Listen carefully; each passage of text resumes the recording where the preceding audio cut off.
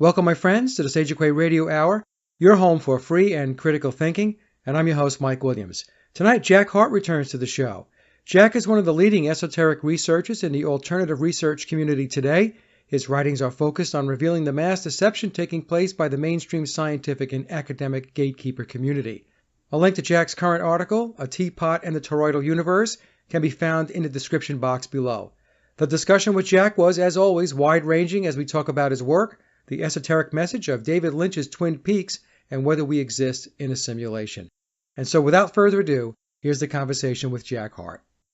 All right, Jack, so welcome back to the show. The last time you were on the show was back in June of 2017. We talked about your last article, which was Peter Pan Meets Pyramid Head, and you have a new article out today.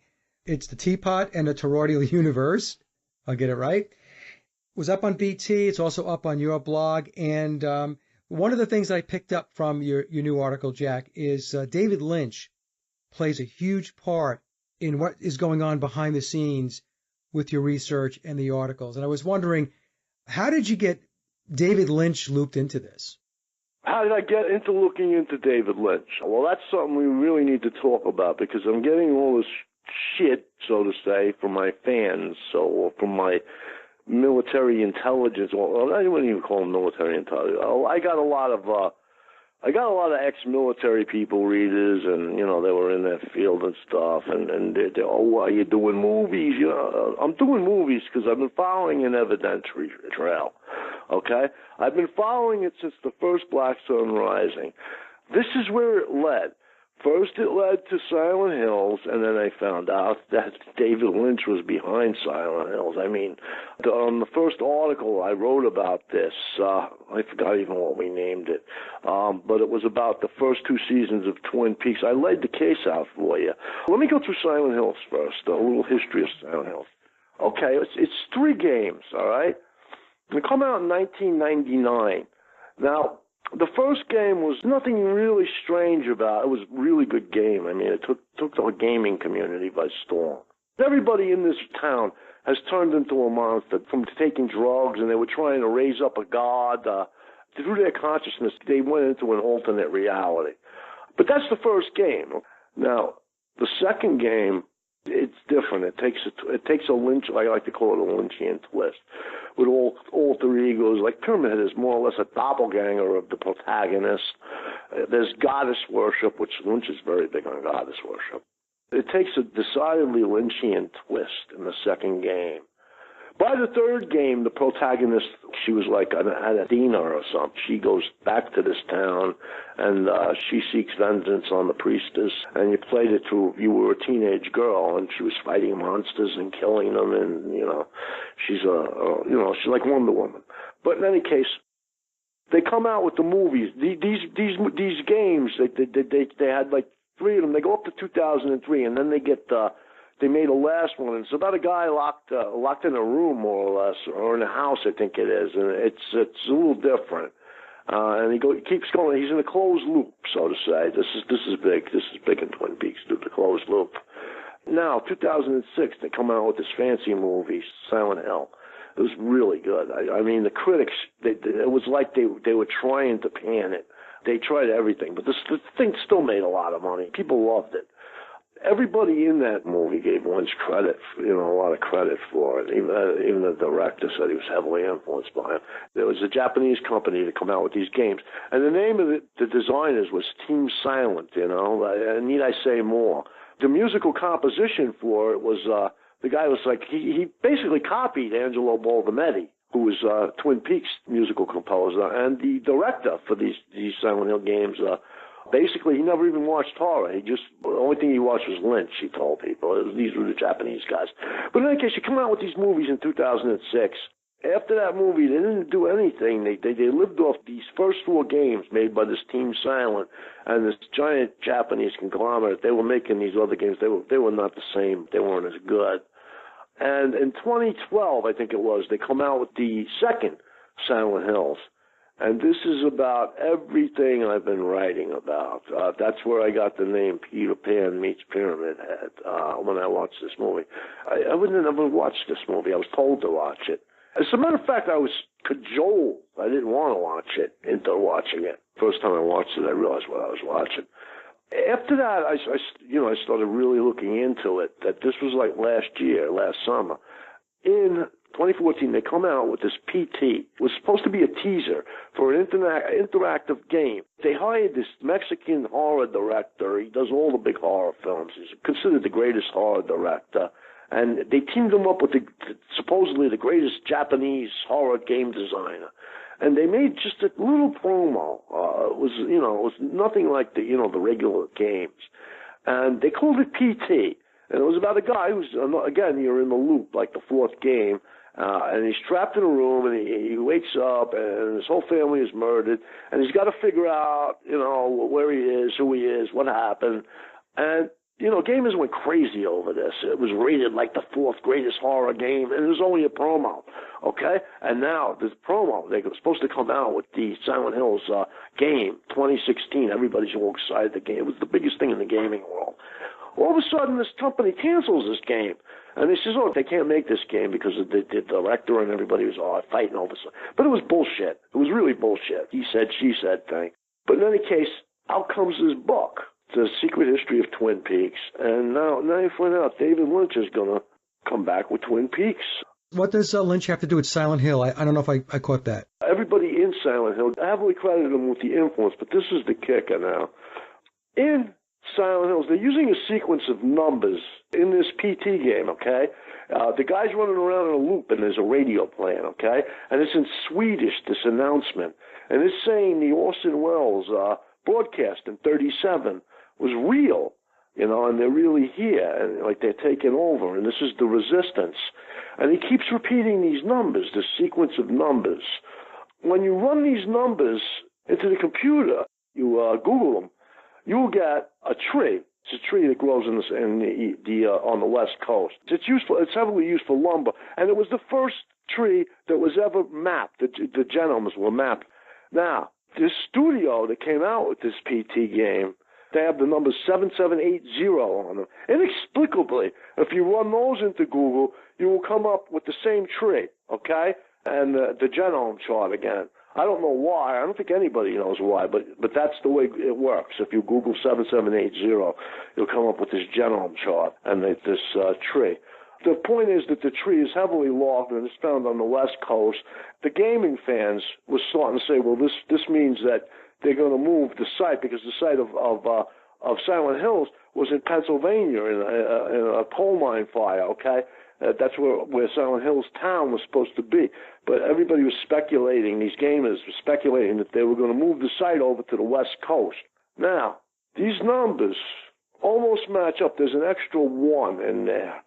Okay, but they match up perfectly with the numbers on the pole that is in Fire Walk with Me of the movie that they made in 1992. He's also using that pole a lot in Twin Peaks 2017. And this is David Lynch. This is Lynch using these numbers. Yes, okay. yes. Yep. It's just six or seven numbers. The odds are 1,000,000 that those numbers would match perfectly. There's an extra 1 thrown in, but even so. With everything else, with the tree, the West Coast thing, Twin Peaks in the West Coast, all of it adds up. That this was a promo. This PT was never supposed to be a promo for Silent Hills. It was supposed to be a promo for TP, Twin Peaks. Now, this book that Frost wrote, it's written like a dossier, like an FBI dossier. And the agent, I think, is Tammy Preston. Her initials are TP. And he goes through all his book. He's addressing TP. She's in 2017. The Twin Peaks. She's hot. So they should make a series with her. But in any case, the evidence is it's overwhelming. It's overwhelming. I'm just talking now. I'm not looking at notes or anything. If I ever looked at notes, you could get a conviction in any court of law on the evidence. It's all laid out in the first one. That my first post on Twin Peaks. I got a picture of the goddess on it with the owl. That was another thing he kept talking about is in the book. The owls are not what they seem.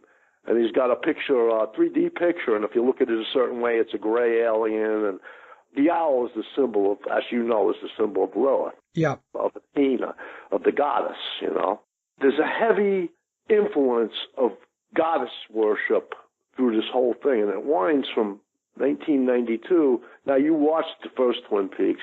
Well, in the first Twin Peaks, I mean, the owl is very prominent. Right. Well, the owl was the theme in the first two. The owls are symbolic of something I've seen. So they call it the Mothman. There's pictures of it in a lot of the glyphs too, from Australia, from the South, America's Southwest, by the Anasazi. The Mothman? Yes. And so the owl is a masking symbol for this being. The Aborigine in Australia were very, very familiar. They called these Wagina. And that the Wagina were responsible. They were nature spirits, the weather. They made the lightning and the wind and the storms. And that was the gods they worshipped, the Wagina. And they have pictures of them, and the pictures match up almost perfectly with the glyphs in the caves of, and on the walls of the Southwest Desert by what they call the Anasazi. Jack, what is Lynch telling us? It's the rape and murder of the goddess Persephone. That's what it is. That's what Laura Palmer is. But he explains it all in 2017. Okay. He does a magnificent job, just magnificent. Best job storytelling. That's why I feel compelled to actually explain what he's talking about, because I think you need a PhD in the occult to understand him. He's got the Nazi bell, and by the third episode, it's got the dents in it from Kecksburg, and nobody's even talking. Now they are, because we released it. And this is in the new Twin Peaks Returns? Yes. Dyglock is writing this reality. This is, they're injecting things onto us, everything we talk about, and the giant. Frost is saying he's metaphorical for the Syrians, for the tall Nords. It says right in the book. Okay, I thought the giant in part one had to do with the giants in Hyperborea. No, I think you're closer than Frost is. I'm telling you, Frost does not know what Lynch is thinking. Frost is grasshopper. I'm sure he'll be glad to know that. He's got a lot to learn. No, he's very, very. His stuff on Jack Parsons I'm going to use. He's a brilliant researcher. My hat goes off to him too. I think Lynch is like as high a ranking Illuminati, quote unquote, as you get. Get. You're finding out his hands are in everything in Hollywood. Let me just fill the audience in a little bit for some folks that may not be familiar with David Lynch. So David Lynch, he's a director, a screenwriter, producer. He's a painter, a musician, an actor, and a photographer. Some of the movies that, and this is just some of the movies, folks, I'm going to pick out ones that are probably easily recognizable by the audience. Eraserhead, he was the director and writer. The Elephant Man, he was the director and writer. Dune, he was the director and writer. Blue Velvet, Wild at Heart, Twin Peaks, Fire Walk with Me, which you just mentioned, Jack. And another one here I'll put out there is Mulholland Drive from 2001, where he was also the director and the writer. And there's many, many, many more. So he's a true Renaissance man, and I agree with you that David Lynch is probably as high as one could get who is in the public eye, in the pyramid within the fraternal order of the Illuminati. Somehow he got permission to talk about something you're not supposed to be able to. They won't let me release my book for the simple reason that nobody's ever supposed to talk about the Babylon working. That's what 2017, that's what it's really about. What he's got is, like you're saying, the Hyperboreans. I'm sure you're familiar with Operation High Jump in 1947 when the United States tried to go in there. They didn't do very well. They got experimental junk is missing that nobody ever found. This bell was never found. 200 missing freaking submarines. Where'd they all go? They never rounded up a single SS officer of any importance, None of the SS, like you said, anyone of any noteworthy was. They all walked. The freaking guy who ran the Postal Service, who was Hitler's best friend, he was the guy. They were going to use TVs, like you got into that with the TVs, about how they're like scrying screens and stuff. Yep. They were going to have everybody have a TV, and the Postal Service was supposed to be in charge of it. Well, that's what your phone is, right? Your phone is a scrying mirror. Yeah. The German Postal for the Nazis. This guy, I forget his name, and he was Hitler's main confidant. Before that, it was the other guy, Tosh, but I think he died in a plane crash going to talk to Hitler about the way they were running the war in 41. So after that, it became this other guy. He just walked. There's no reason they would let a guy like that. He's basically the bagman for the whole black budget for the Nazi Party. They talk about all the billions of dollars that are missed. This guy knew where they were. He's the one who handled it. How come they just let him walk away? The other guy, Dorsch, he becomes head of the biggest construction company in Germany. You know, they're building a city right now. They're building a city for one of these rich Arab sheepdoms, you know, in LaSalle. It's like a flying saucer, too. He supposedly specialized in underground construction. Another guy just he used millions of people in slave labor. He walked away and became a billionaire. This Nuremberg trials was a farce. They cut a deal. That's what happened. Bormann walked out with the money. The British, they threw Operation Market Garden to make the war last a year longer, so Bormann could finish liquidating the funds and sending them to Argentina, and God only knows where else, you know, the Brazil. And I know they're in the Antarctic. What do you think those boats they're going, Quay and them are going back and forth over there? What do you think, they're going to look at penguins, you know? All these people going to the Antarctic. These people are watching this stupid shit on the news with Donald Trump. This guy's a freaking game show host. You know. They tell him to stick his thumb in his butt and blow a balloon up, he'll do it, you know. and our parents will be sitting there watching, you know. He's going to save America. He's going to make America great again. That's how he's doing. He's blowing the balloon up with his finger in his butt, you see. He's got a plan. But in any case, Kerry went down there. He's the head of the Skull and Bones. Why do you think he went down there? Yeah, John Kerry, yep. Yeah, this stuff I can't say right now, but I'm hoping it'll come out in the end, but I really don't care. Well, when you're ready to say it, you can't say it, you come back on the show and you tell us. Yeah. Well, I don't talk to anybody else but you. I'm not, first of all, you know what I think of YouTube. We already went through that. YouTube, you liars, you know. Yeah. I cut a tape with you, and I'm lucky if I get 2,000 views in 2 days. I write a piece, and it gets 5,000 views in a day on my blog, not counting all the other places it's published. You're going to tell me what? They don't want to hear an interview, but they all want to read what I write, you know. Exactly, yep. They're deliberately knocking down hits on the stuff that's important and blowing up the stuff that's nonsense.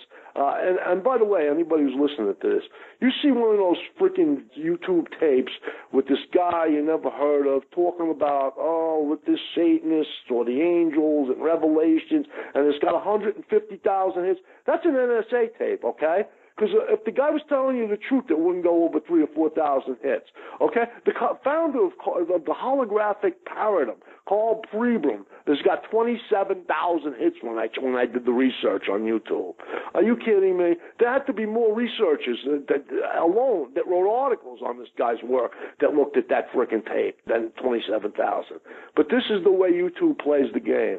So ignore what they say about hits because they're vile. They openly practice this, too. It's a nonsense site. But then again, having said that, there's no other way for artists like you to get your work out. Somebody else. So I wish somebody else would start something, you know. Well, that's the thing. It's still the largest platform to get your work out. You do have to be really careful as a content provider on YouTube to make sure that they don't hit you with copyright strikes or community guideline strikes and all that stuff. But you're absolutely right, Jack. They suspended veterans today, but I think that was Facebook that did it because they printed the picture of Ivana Trump with her girlfriend in bed. That picture's all over it's all in every magazine and every freaking, and they suspended them. But in any case, selective enforcement, that's what they're practicing. I'm doing scientific papers now for research. And the way these guys talk about Einstein's theory of relativity, it's like a guy kowtowing in front of a king, you know. They can't heap enough praise on it. And then they say, it's like, the Honorable Loved and much loved Dr. Einstein and his theory of special relativity, which changed the world and has been proven. And this is a scientific paper, you know. And they got to do that. They got to do that, or it ain't going to get published. This is YouTube's agenda, and this is Facebook's agenda. Then they got Zuckerberg walking around. You see the pictures I published to him? Oh, I didn't publish them. Somebody else published. I shared them on Facebook. He's got his legs folded up like in the Arrival, you know, which is a great science fiction movie featuring JPL as they really are. He's walking his dog and he's got his knees folded. It's really funny. It's really, he doesn't look human. It looks just, you've seen The Arrival, right? Yeah. Yeah, he's walking just like one of those things. I'm not so sure he exists. I'm not so sure Bill Gates exists or any of these people. These people are just frontmen. They're frontmen. They're frontmen. Yeah. I mean, you think Mark Zuckerberg developed Facebook? You don't know shit. You don't know shit. You know, there's certain players, some of them Jewish billionaires, others the Jesuits, others royal families in Europe, you know. So you go and it's a handful of families, and they run the whole fucking world. It's a fiefdom to them, and we're the peasants, you know. And you know, you'll be lucky they don't decide that we're noisy, we're ugly. You know, a lot of us are getting quite ugly from eating the poison they make us eat. And you know, I seen a thing on Facebook today. It's like the only reason the elite keep us alive is so they can molest our children, which is true. The only reason they don't kill all the peasants is so they can molest their children, which is probably closer to the truth than anything else, you know? They're so twisted. They're so sick. It's just, you know, it gets to the point where, I guess this is where they're going with it too, Jack, is they oversaturate the news with this stuff. And what happens is after a while is there's a desensitizing that takes place with the public, and nobody cares anymore. It's like, I have had enough of this stuff. I wonder if that's the strategy. They're changing these people. They are. It's working on the sheeple, so to say. I mean, I know a lot of strippers. You know that, right? Well, the other day, I'm in the car, I'm hearing a conversation, right? And they're talking about the men in the clubs, you know? And they're saying that, you know, a lot of them, these guys are actually questioning what their sexuality is now. And they were talking about, I never talked to these girls either. You know, they don't know anything about it's like, you know, because of what they're seeing in the media, they're starting to actually think they're gay, you know, because they're being shown repeatedly of gay role models and stuff, you know. They're starting to question their own sexuality to the point where they're telling girls, I don't know if I'm heterosexual, you know. As he's looking at a stripper, he can't figure it out? Yeah, no, exactly. That's what I'm telling you. Oh, my God. That's what I'm telling you. This is how controlled they are by the media, too, you know. And so it's having more. It may not affect us, but I'm like, good, more for me, you know. You know, like women, good. You look good in that dress, man. You're stunning.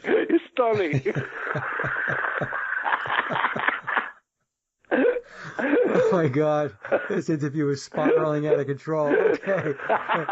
So, that's all right. I want to ask you a question, because you and I talked about this a couple of months ago, and you threw a date out. The 1983 date, right? The 1983 date. When did reality shift? And how did it shift? And I was wondering if you can go through that a little bit, because here's the thing, right? You gave that date. You said hey, Mike, it was 1983. And then, you know, I'm watching that series, Stranger Things. The date is 1983, which you had said to me, 1983. The 1983 date, Mike, comes from the Montauk Project, because that's the date when they broke through reality. They cracked the hole in reality. When you say they cracked a hole in reality, what does that mean? What did they do? They created an alternate reality, and that's the reality we're in right now, the alternate reality that they created. You watched Twin Peaks part 1 and 2. Did you notice that all the denizens of Twin Peaks are watching a soap opera called Invitation to Love?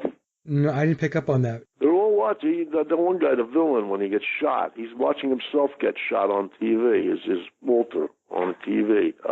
Okay. It's Invitation to Love. There's even some fan groups named after that. But they're all watching this soap opera, and it's like themselves. They're watching themselves. And we're watching them, and somebody's watching us. It's like Chinese boxes within boxes. But that reality was made in 1983. That reality, the one we're in now, was made in 1983. I don't know how we all got here. I don't know if we all came here at different times. Well, what happened to the previous reality, Jack? What happened? Let me back up a second. Let me just get the audience on board. I've had discussions with Jack and with other folks, and I have said that I have a theory, and I'm pretty convinced that my theory is correct, that a shift took place.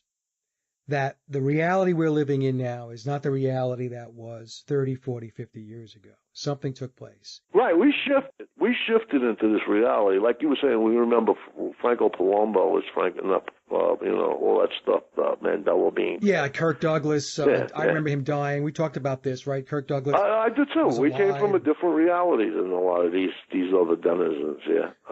So what happened to the old reality? Did they blow something up? There was none. When you get to episode 8, yeah, they blew us all up. Episode 8 is like the most freaky thing you're ever going to watch of Twin Peaks 2017, if you really know what he's saying. First of all, when they built the nuclear bomb, I've documented all that. They didn't really know how to build a nuclear bomb. The one who built the nuclear bomb for them was Enrico Fermi, and he was a defector from the Axis, okay? He's Italian, he married a Jew.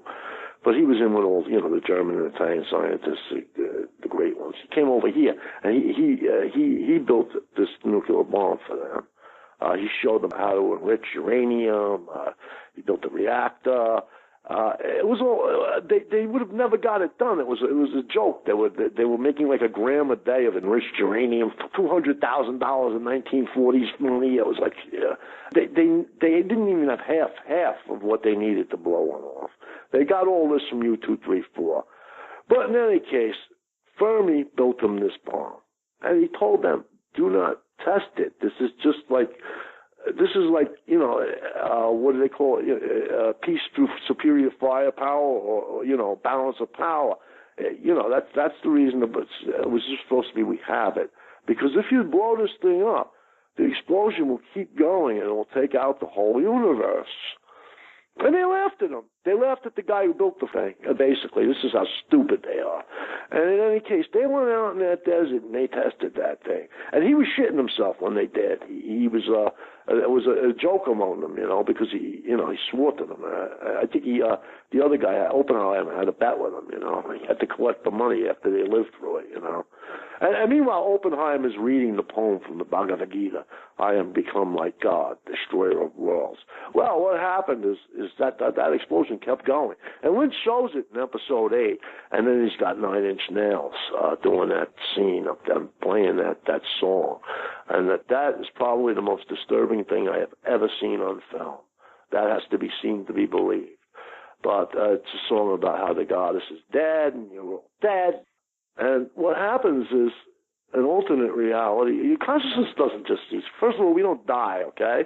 Consciousness doesn't cease. These are just material bodies anyway. They carry, like I said in that post, your consciousness is separate. They know this now. Neurologists know this, okay? This is hard science, all right? There's no way to neurologically account for the quick synapses, workings of the brain with the science they have. There's no physical way. There's something else. They've blended neuroscience now with quantum physics. With death, your consciousness doesn't die, man.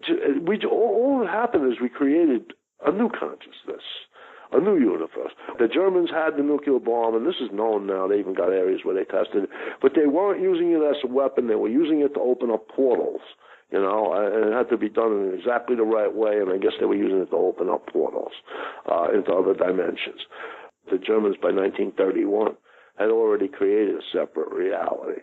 And what Lynch is showing is these Hyperboreans, or these Germans, and they're with the goddess, the mother goddess, and they're in a room, and they see that these stupid have just blown their planet up. And they're sitting there with the Nazi bell, die der Tag, and an alarm's going off on it, and he looks at the gauges, and he's like, "Oh, no, this is the giant." And then they go through this thing where they make a ball, like a golden globule, and they lock Laura Palmer inside, and at the same time they lock the devil inside too. It was this guy Bob, and they take it like there's a golden Glock on the top of this vaulted room, okay, and it's got like this attachment, this horn. That's where you get the teapot from, and the attachment sucks this golden globule in. And it injects it onto this giant screen that they have, actually a giant TV screen, and it materializes into the screen, and then it plummets down to Earth, and it's swallowed by a young girl. And that's what he's saying. This reality is created there. I think it's 1956. Now, everybody's dates may not be correct. Everybody's using a 1983 date, but that 83 date is time from when this reality started. As you know, I think, there are a multiplicity of realities. This is real science. This is not your stupid Morgan Freeman science, all right? Well, read what I write, anybody who doubts this. These guys are von Neumann, Hugh Everett III. They didn't teach in colleges. They didn't go on TV. They were sucked up by the government before they even got out of high school. I think von Neumann went to the highest bidder.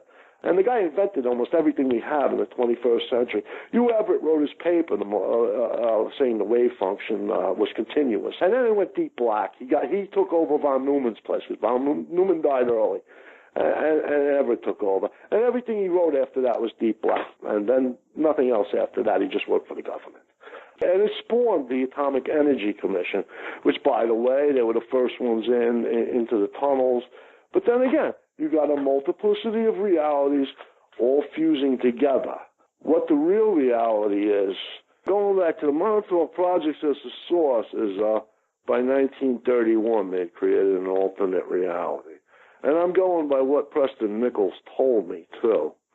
And this is basically, they drew this reality. I remember him telling me that the Civil War, the South really won. Yeah. And that was the first thing they had to change because they couldn't have this. This would be a collection of city-states. We wouldn't have this freaking this police state we have here.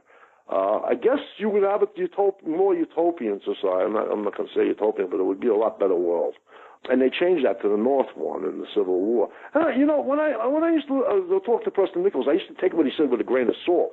But later on in my research, I find that Booth, there was a big conspiracy with Booth, and they were saying his substitute body was used in the shootout when he was killed, and they wouldn't let nobody see the body, and they sequestered it. None of his family were allowed to see it. And you know what? They sequestered it on a battleship docked off of Virginia named the Montauk. And he didn't know this when he told me this story. This is something I found out in my research. Like he's here to talk about synchronicities. They're not synchronicities. This is a program, man, and I think the program actually builds on itself, too. As you find certain things out, it will fill in the blanks. And that's why we have a lot of stuff around that we can't explain, like we have these monuments and we have these obvious evidences of past civilizations, but we have no real evidence. We have no writing, we have no advanced crafts, weaponry, tools, because this is only, like he said, in the Montauk Project. If you just put enough in, this is what von Neumann figured out, you inject just enough to create a background reality, to convince the soul that it's attached to a timeline, because otherwise madness ensues. 83 is the date given by Preston Nichols in the Montauk Project. And later it's given us the beginning of Silent Hills, and now, yes, Stranger Things. Well, Stranger Things is kind of interesting, because when I watched the series, I watched season 1 and season 2, they're clearly depicting that they pierced the veil into another dimension. They're showing what they're calling the upside-down world. Look at the toroidal universe.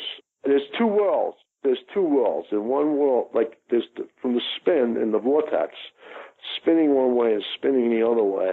And one, we're getting sucked into a black hole and everything is contracting. And out the other end, we're being expelled through what they call a white hole, and everything is expanding. And that section that torus is divided into two parts. And in one part, there's a world which sees everything expanding. And in the other part, there's a world which sees everything contracting. Okay. There's three worlds, just like they say in the Veda. And just like Lynch keeps saying, between two worlds. Because between, in between, that's where the equilibrium is. That's where the Red Room is, by the way. David Lynch's Red Room. But that's where that's another world. That's the three worlds of the Vedas. Constantly talk about three worlds, the three worlds. They're using the torus now to explain all this. The scientists are going to the torus, Of course, you'll have the the fossils and the relics and that still teach the spherical universe. There's so many inherent problems with the spherical universe, as you know from the flat Earth thing. A sphere brings so many mathematical problems into making it into a reality. And those will disappear with the toroidal universe. Everything falls into place, which is why they're going to it. But of course, you'll still have this spherical universe, guys, because that's where they get their government grants from. They're not going to switch what they're saying. Or what? Go work at Burger King? Now, Jack, there's a lot of theories out with regard to the German bell, but what was it designed to do exactly?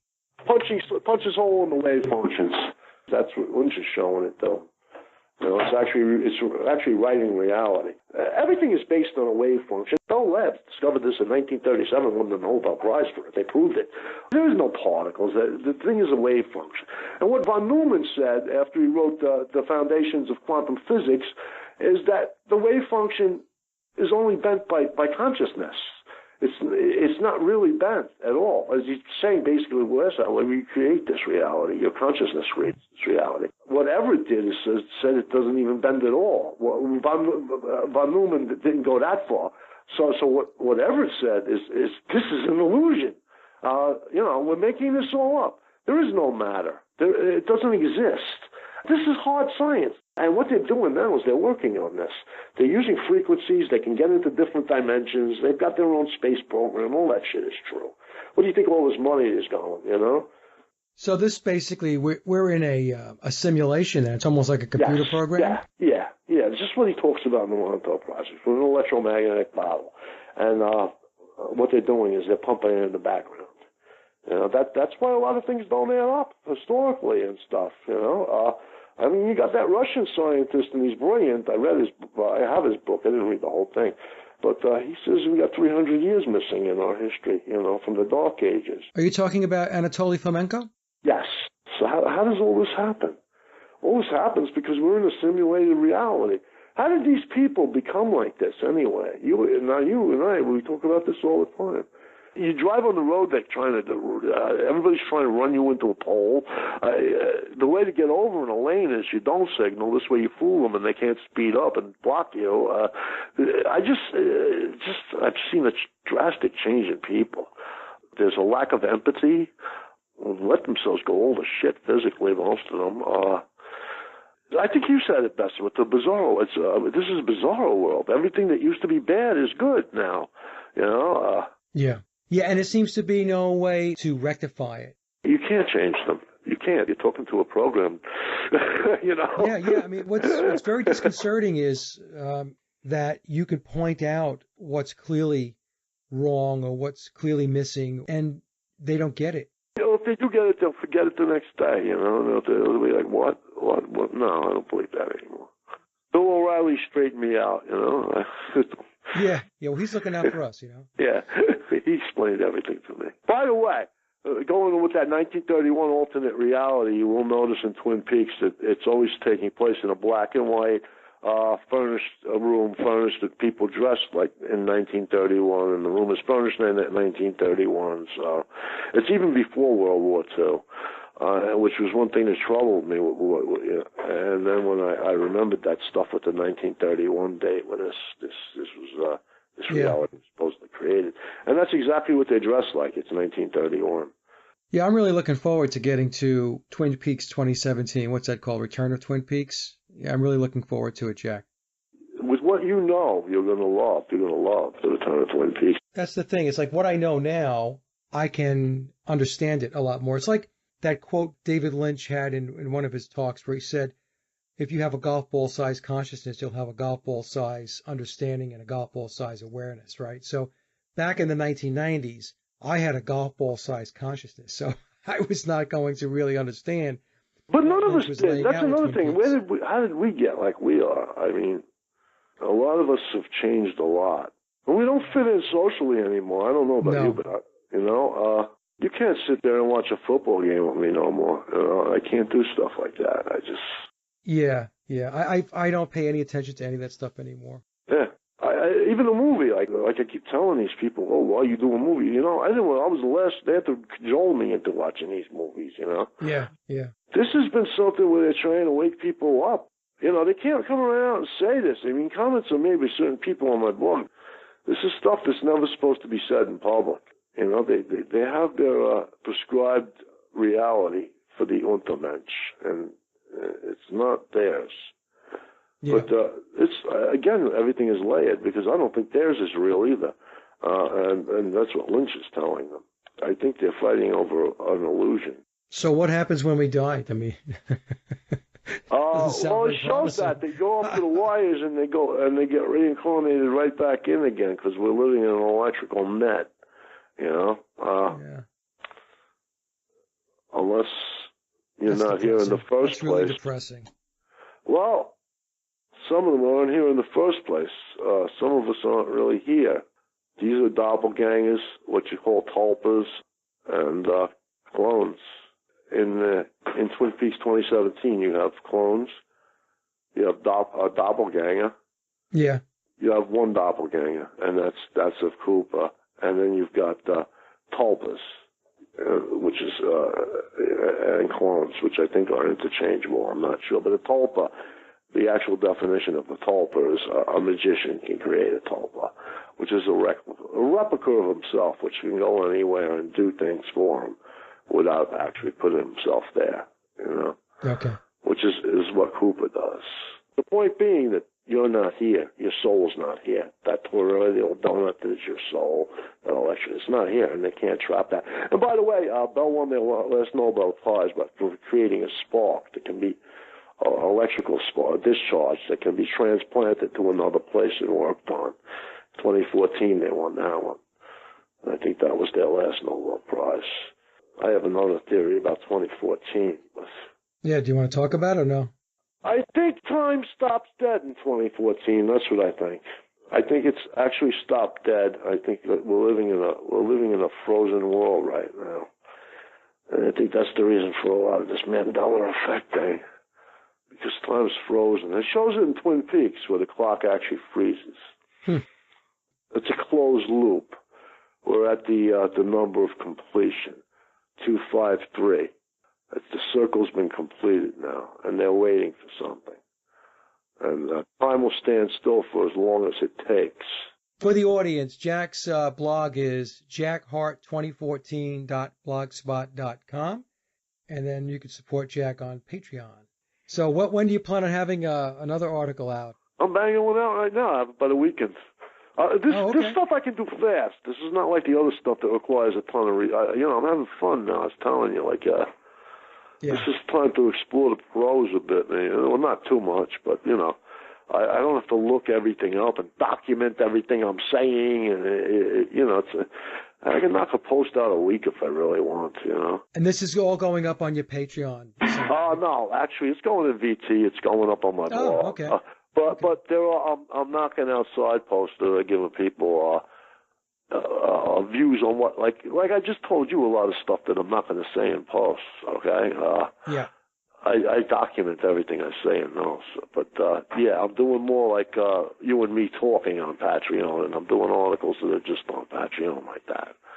Okay. So this is in keeping this conversation we just had with what I'm putting up on Patreon, which is, I'm doing even more work now. I planned on stopping now, and now I'm doing more work. But I'm hoping the Patreon will pay for it. We'll see. All right, Jack. Well, thank you so much. And as you know, you come on anytime, and we'll have a good discussion and a couple of laughs. We always have a couple of laughs, whether we're recording it or not. And that concludes another Sage of Quay interview, and I hope you enjoyed the discussion as much as I did. Links to my guests' websites and social media are listed in the show notes below. And as always, I'd like to thank everyone for listening and visiting the blog. You can get to the blog by typing in sageofquayradio.blogspot.com or simply head over to our hub website at sageofquay.com. Also, if you get a moment, please visit laboroflovemusic.com to listen to my album, Leaving Dystopia. And remember, live in truth and always serve creation. It's really that simple. See everyone next week. Be safe, enjoy, and God bless.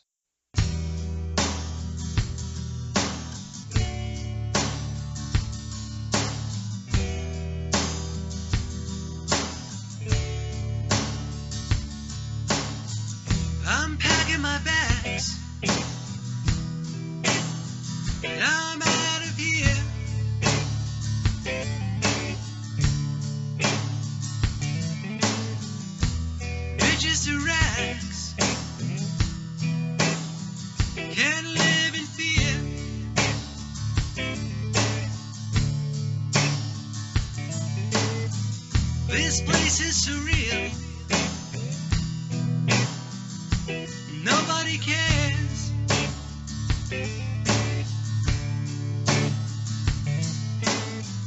It has no feel. Just blank stares.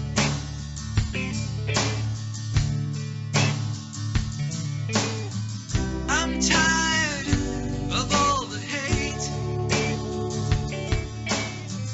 I'm tired of all the dysfunction.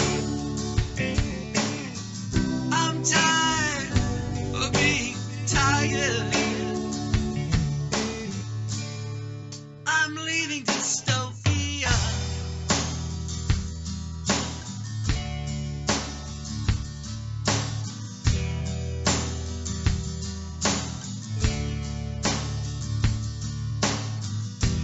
I'm not a slave, so please go away.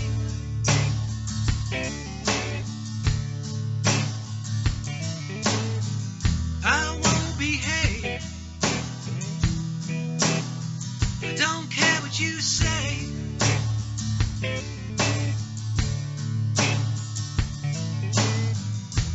I don't sleepwalk or crawl on my knees.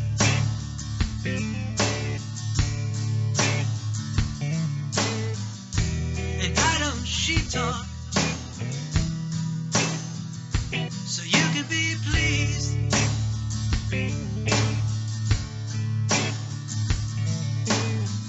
I'm tired of all the hate. I'm tired of all the dysfunction. I'm tired of being tired. I'm leaving dystopia.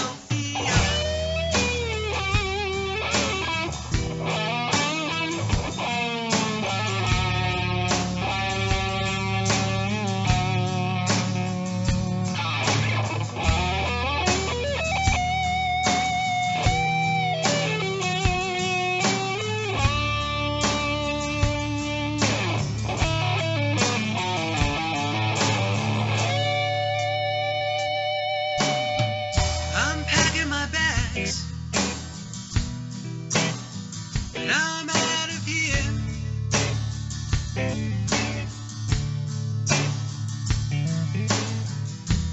Bitches to rags, can't live in fear.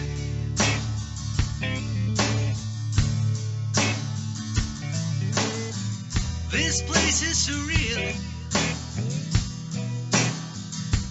Nobody cares.